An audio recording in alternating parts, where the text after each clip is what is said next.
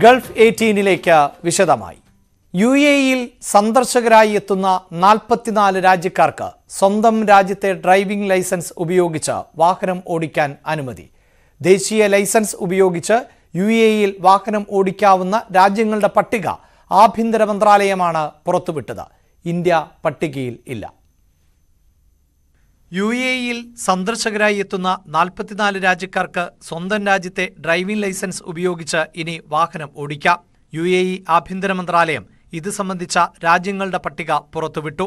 നിബന്ധനകളോടെയാണ് അനുമതി.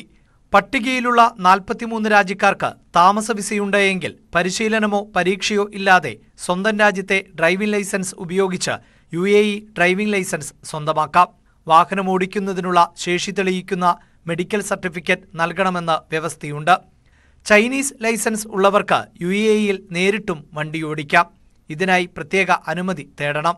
വിവിധ രാജ്യക്കാരെ UAEലേക്ക് സ്വാഗതം ചെയ്യുന്നതിന്റെ ഭാഗമായാണ് ഡ്രൈവിംഗ് ലൈസൻസ് നിയമങ്ങൾ ലളിതമാക്കിയത് എന്ന് UAE ആഭ്യന്തര മന്ത്രാലയം അറിയിച്ചു.